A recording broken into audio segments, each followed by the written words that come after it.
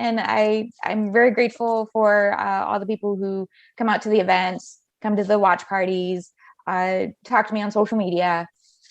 I hope everyone's having a good time too. Yeah, heck yeah, man. That's so cool. And I mean, yeah, it's such a big community. There's so much in the genre to love and to explore. And that's fucking awesome. So your watch alongs are every Sunday at what time? 7 p.m. 7 p.m. 7 p.m. And it's through a website in your browser called Cast App, Cast with a K. So it's castapp.co. And you just need to sign up with an email for a free account. And it's one synced up stream. So it's like I share my screen with you. So you don't need to log into Netflix or buy it on Amazon or anything else.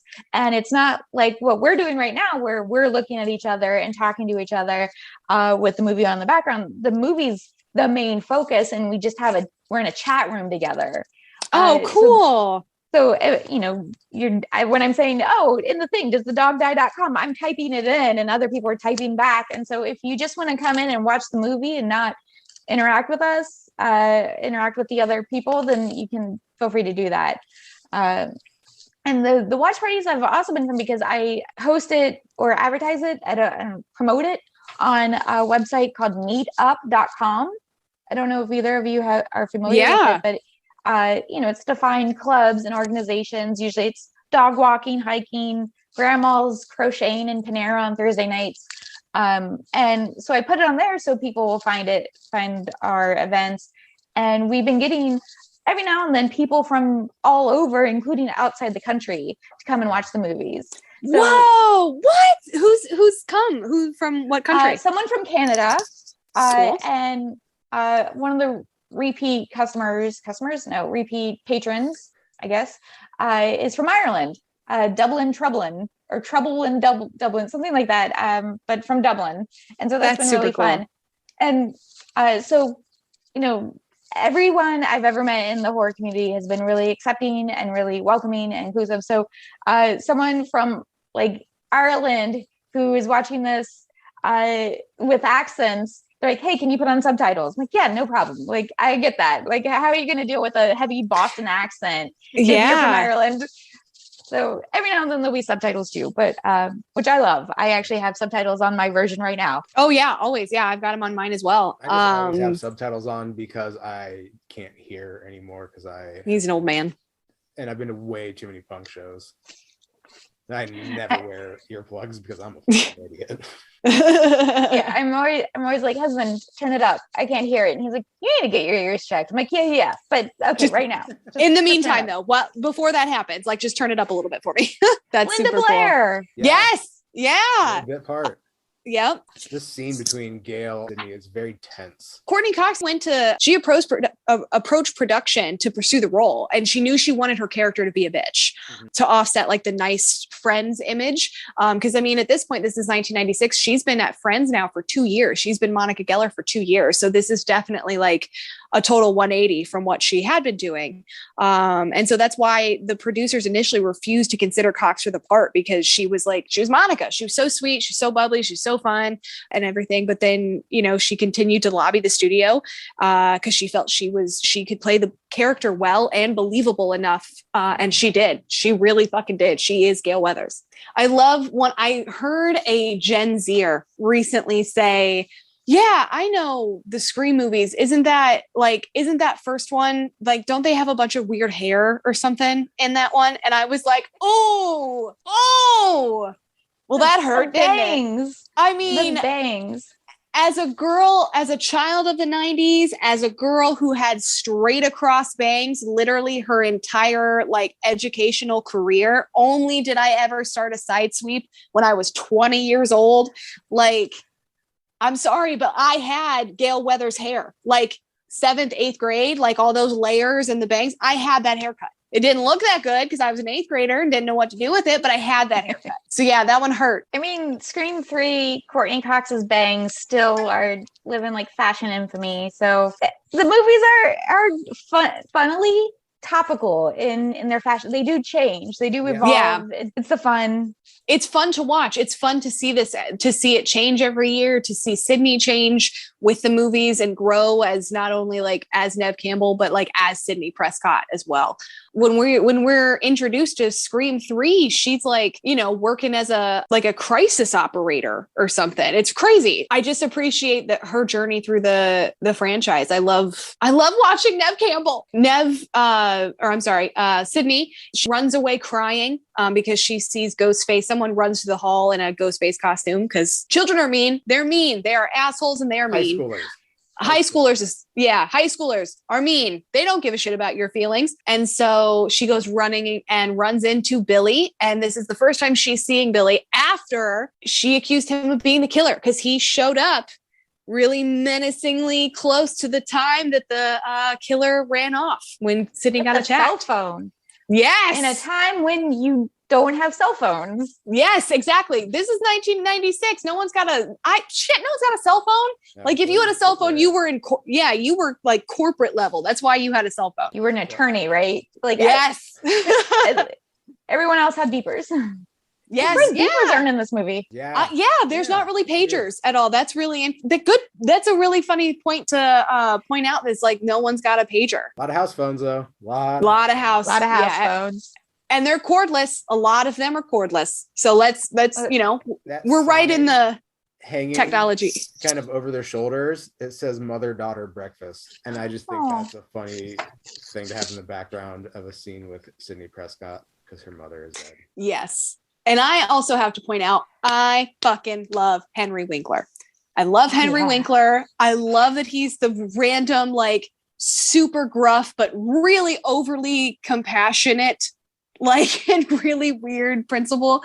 Jay, I told you about the time that I met Henry Winkler, right? No. Yeah. So I was in Chicago in 2013. Nope, that's wrong. 2011. It was my first solo trip. I literally booked tickets on a megabus. I left at 5 o'clock in the morning on that megabus 2 days after. And I was like, I really didn't tell anybody I was going. I just hopped on the bus and headed there for about three or 4 days. And so I'm walking around downtown Chicago by myself. And all of a sudden, like, I just hear this crazy scream behind me. It's the fans! And I'm like, what is going on? And so I turn around and I just see Henry Winkler, like, trying to stop a really excited fan. And so the bodyguard, like, comes around. Henry Winkler's like, no, it's okay. He's like, calm down, man. Hey, what's up? I kind of waved at him and he winked at me. And I was like, it's nice to see you. And he goes, okay. And like gets in his car and stuff. And I was like, oh my God, I just kind of met the Fonz. Like, that's fucking sweet. But like, I know Henry Winkler because of Little Nicky. Like, that was the first time that I had ever seen Henry Winkler in a movie or like at all, was Henry Winkler being covered in bees in Little Nicky. And it's like, I've grown to love him and appreciate him now, but it was just funny at the time that I'm like, oh yeah, Henry Winkler covered in bees. As he gets into his car. But yeah, that's my fun celebrity story. I met him at a couple conventions. Oh, well, just casually. Thanks, Jay. Cool. Yeah. Well, I didn't have I'm whatever. I paid to meet him, so it's not like it's as cool. Oh, okay. Yeah. All right. I'll hold on to my story as a win then. But he is the nicest human being I've ever met in my entire life.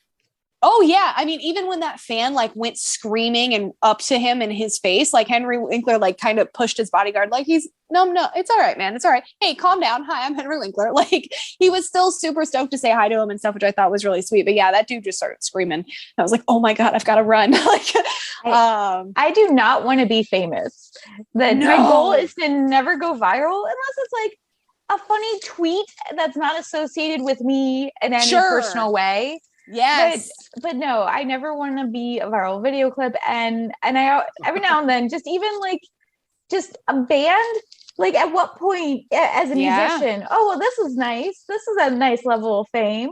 Being recognized maybe in a supermarket, maybe isn't that terrible. But yeah, Brad Pitt or Johnny Depp, Henry Winkler, you can't have a normal life. You can't go to the movie theaters or concert or a cafe. I want to be Joey Fatone famous. Like I want to be Joey Fatone famous, where I am popular to a certain group. A certain group knows who I am, but it's not the newer crazed group. Like my crazed time came and went. Now I can go to the grocery store, the supermarket, and like maybe that 35-year-old woman's going to know who I am. But other than that, like, I think, yeah, I 100% agree with you. I would not want to be famous, but I'll be Joey Fatone famous. So Scream was kind of created out of desperation. Right back into it. Yeah. I was like, what an interesting segue. That's how conversations go. You just keep building on someone else. Jay's like, fuck your segue. Yeah. So Kevin Williamson was like legitimately broke and had nothing going for him.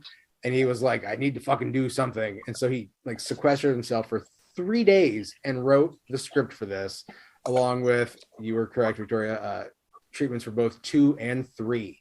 Yeah, just tacked on at the end. And when he gave it to his agent was like, this is going to be really hard to sell because of the amount of gore and violence in it. And Kevin Williamson, when he wrote it, he said, I wanted to make a movie that I want to see on screen. Like, this is what I want in a movie. Because no one was really making it at that point. And true to form, no one had made a movie like this before. Yeah. So when it was put out for bidding, it went out on a Friday. By Monday, it was in such a furious bidding war that the top 2 competing studios were the Weinsteins and Dimension Films and Oliver Stone's production company at the time. Yeah, that's a little bit weird, right? That is really weird. I wonder how this would have gone had the Oliver Stone production company taken it. Right. Yeah. So the one script for $400,000. And in today's money, hold on, because I love this comparison. I did not look at this time. But it's my favorite thing to do. They sold the movie. Kevin Williamson did Sorry. Right, where he pulled out some of the violence. But then when they signed Wes Craven on, they put it all back in. Yeah. Oh. Yeah. So this movie, they had so much back and forth with the amount of violence, because not only just the scripting phase, but also in the legit, like once it was filmed, Wes Craven submitted 8 times to the MPAA. Are you ready? Wow. Yes. $400,000 in 1997 is the equivalent to $700,680.37. That's a lot of money to just bet on a script. I mean, you're getting Wes Craven in it, like with it, right? But that's still just the idea of the movie with Wes Craven was $750,000. Yeah, in today's money. Yeah, and yeah. So, what do you happen to know? I don't know what kind of violence were they trying to put in and trying to take out for the MPAA? So it's funny. I'm really glad that you asked that. Jay does love to talk about this stuff. Yeah, Jay usually knows about this one. There were times that he was like, well, what do you want me to cut? And they would just say, it's too intense. And that was all they said. It was too intense. Well, when Courtney Cox and Sidney Prescott were too close, that was too intense. I'm like, okay. Yeah. There were other scenes where like the opening scene with the boyfriend, they couldn't show his guts moving. Yeah. Okay. So like he's disemboweled. And they had shot scenes where like his guts were like pouring out. So they couldn't show that. I wish I had seen that, because there's a small part of me that's like, but what happens? Like, he's fine, and then you cut back, and then he's just dead in slumps, and you kind of see his guts, maybe, but I would have loved to see more of this is how he gets dead. Mm-hmm. There was a certain part in that opening scene as well where they were like, hey, can you use some other footage and cut around this? But it was part of Drew Barrymore's kill.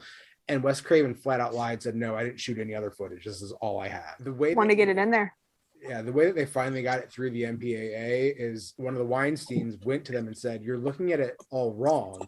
You're looking at it as a horror movie. It's a satire. Yeah. Get it as a comedy and a satire. And that's how they got it through. Like, they still had to, there was the scene with the killers at the end, they couldn't show like spray, so they could show like the knife, like kind of like arterial spray, you mean? Yes. Mm. Yeah. So they had to arrange some of that in, but there was a lot that had to get cut. But ultimately, it was just like, hey, look at it differently. And they were like, oh, okay, we get it now. I miss movie stores. Yeah. Yes, this is a question that Jay and I also love to ask any guest that comes on. What was your hometown video store? Oh, so I mentioned at some point, I don't remember if it was on air or off air, that I'm from a small town, like a very small town. We had drive your tractor to school day.